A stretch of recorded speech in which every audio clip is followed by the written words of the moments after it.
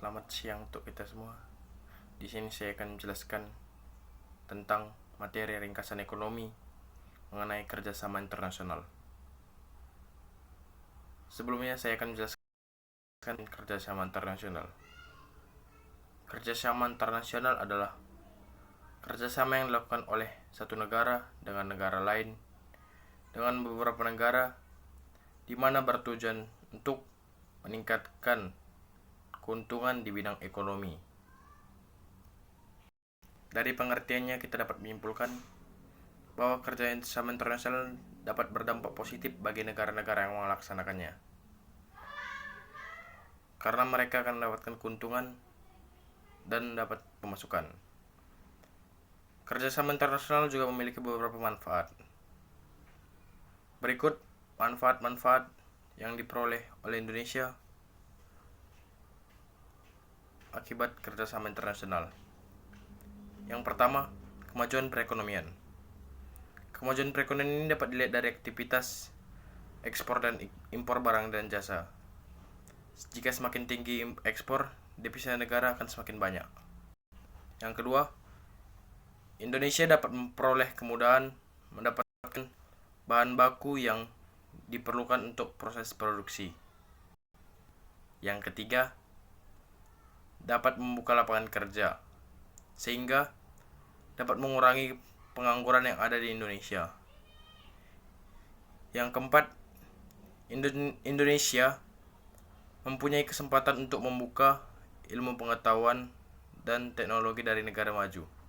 Yang kelima, negara yang mengimpor barang-barang yang akan mahal bila diproduksi sendiri. Itulah sekian manfaat yang diperoleh Indonesia akibat melakukan kerjasama internasional. Bentuk-bentuk kerjasama internasional terdapat beberapa faktor. Yang pertama, menurut bidang kerjasama. Menurut bidang kerjasama terdapat 3 faktor. Yang pertama, bidang keuangan. Yang kedua, bidang perdagangan. Yang ketiga, bidang perburuan. Yang pertama, bidang keuangan. Bidang keuangan ini sangatlah dibutuhkan oleh negara-negara berkembang. Bukan hanya negara berkembang saja, negara maju juga membutuhkannya, karena dapat membiayai pembangunan serta meningkatkan kesejahteraan masyarakat dari suatu negara tersebut. Contohnya itu IMF. IMF itu merupakan International Monetary Fund atau dana moneter. Yang kedua itu merupakan bidang perdagangan. Bidang perdagangan ini berarti membicarakan masalah jenis dan jumlah barang yang diperjualbelikan oleh suatu negara tersebut. Di bidang perdagangan ini juga dibahas tentang pengenaan pajak ekspor dan tarif terhadap suatu barang. Contoh organisasi di bidang perdagangan itu merupakan WTO, atau yang berarti World Trade Organization. Yang ketiga, bidang perburuan. Bidang perburuan ini berarti membahas masalah hak dan kewajiban buruh, serta peningkatan tarif hidup dan kesehatan buruh di anggota negara-negara lain. Contoh organisasi di bidang perburuan itu berarti ILO, yang berarti International Labour Organization. Yang kedua, bentuk-bentuk kerjasama internasional menurut ruang lingkup kerjasama terdapat beberapa bentuk kerjasama. Yang pertama, kerjasama bilateral. Yang kedua, kerjasama regional. Yang ketiga, kerjasama multilateral. Yang keempat, kerjasama antar regional. Yang pertama tadi merupakan kerjasama bilateral. Kerjasama bilateral merupakan kerjasama antara dua negara. Ini sifatnya saling membantu di bidang produksi, perdagangan, dan lain-lain. Contoh kerjasama bilateral itu merupakan ASEAN,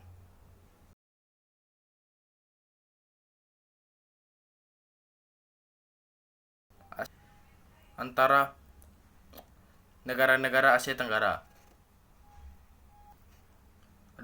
Di sini saya tadi mengalami suatu kesalahan. Contoh kerjasama bilateral merupakan Indonesia dengan Cina mengenai tentang perdagangan perekonomian. Yang kedua itu merupakan kerjasama regional. Kerjasama regional merupakan kerjasama ekonomi di antara beberapa negara di kawasan tertentu. Ya, contohnya seperti yang saya bilang tadi, yaitu ASEAN. Itu kerjasama antara beberapa negara di bidang Asia Tenggara. Yang ketiga itu merupakan kerjasama multilateral. Kerjasama multilateral ini merupakan kerjasama yang melibatkan banyak negara yang tidak terikat oleh wilayah atau kawasan tertentu. Contoh kerjasama multilateral merupakan IMF. Yang keempat merupakan kerjasama antarregional. Kerjasama antarregional merupakan kerjasama yang dilakukan oleh dua lembaga ekonomi regional atau lebih. Contoh kerjasama antarregional ini merupakan kerjasama antara ASEAN dengan Uni Eropa. Dan selanjutnya yang kita bahas adalah lembaga kerjasama internasional. Lembaga kerjasama internasional ada beberapa, yaitu sebagai berikut. Yang pertama PBB, yang kedua UNICEF, yang ketiga FAO, yang keempat ILO, yang kelima UNDP, yang keenam WTO, yang ketujuh UNICEF, yang ke-8 IMF, yang ke-9 WHO, yang ke-10 OPEC. Dan di sini saya akan menjelaskan satu persatu mengenai lembaga kerjasama internasional tersebut. Yang pertama merupakan PBB. PBB merupakan organisasi internasional yang terbesar di dunia. Organisasi internasional ini dibentuk pada tanggal 24 Oktober tahun 1945. Sejak tahun 1945, anggotanya merupakan 51 negara. Namun hingga kini, anggotanya berjumlah 193 negara berdaulat. Yang kedua merupakan UNESCO. UNESCO merupakan organisasi kerjasama di bidang pendidikan, ilmu pengetahuan, serta mengamankan warisan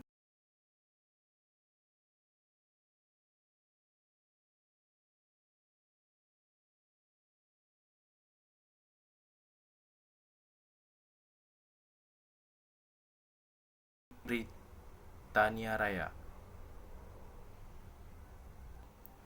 Yang ketiga itu merupakan FAO. FAO bertujuan untuk meningkatkan tingkat nutrisi dan taraf hidup manusia, meningkatkan produksi, proses pemasaran, dan penyebaran produk pangan dan pertanian, dan mempromosikan pembangunan di perdesaan dan melenyapkan kelaparan. Yang keempat, seterusnya merupakan ILO. ILO merupakan yang bergerak di bidang perburuan.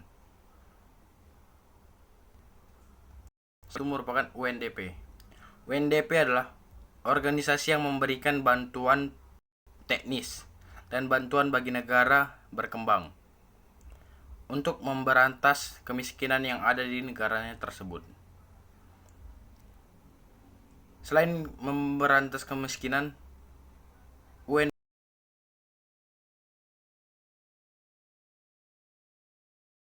maju. Setelah itu merupakan WTO atau World Trade Organization. WTO merupakan bergerak di bidang perdagangan internasional untuk mempertahankan tata niaga internasional dan pengaturan perdagangan secara umum. Selanjutnya merupakan UNICEF.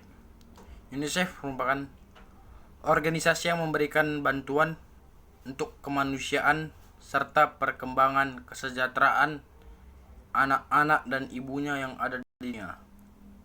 UNICEF berdiri pada tanggal 11 Desember tahun 1946 di kota New York, Amerika. Selanjutnya merupakan IMF atau International Monetary. IMF ini bertujuan untuk membantu pertumbuhan ekonomi dengan menyediakan bantuan pinjaman keuangan ke negara-negara yang mengalami kesulitan dalam neraca pembayarannya. IMF didirikan dan dibentuk pada tanggal 20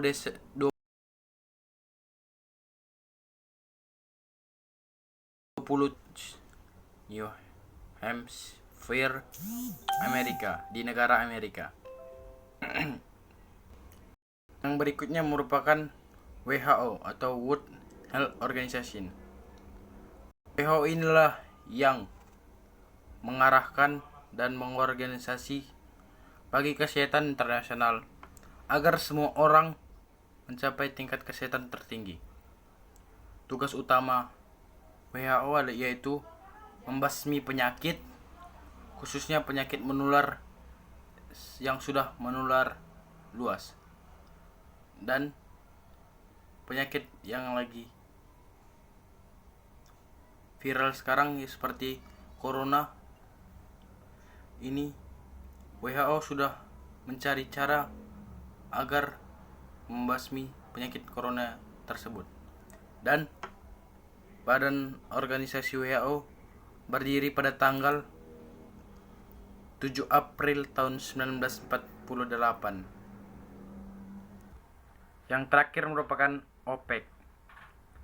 OPEC ini merupakan negara-negara pengekspor minyak. Organisasi ini didirikan dengan maksud untuk mengatur produksi, harga minyak dan tanah. OPEC didirikan atas prakarsa produsen minyak terbesar di dunia, yaitu negara Iran, Irak, Kuwait, Arab Saudi dan Venezuela. Tujuan dari OPEC merupakan menyatukan kebijakan perminyakan antar negara-negara anggota. Yang kedua, memenuhi kebutuhan dunia akan minyak bumi. Yang ketiga, menstabilkan harga minyak dunia. Yang keempat, itu merupakan menentukan kebijakan-kebijakan untuk melindungi negara-negara anggota.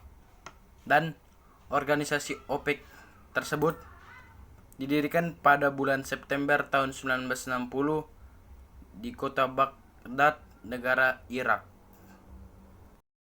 Demikian mengenai kerjasama internasional. Jika ada kesalahan kata yang saya sebutkan, saya minta permohonan maafnya. Sekian, terima kasih.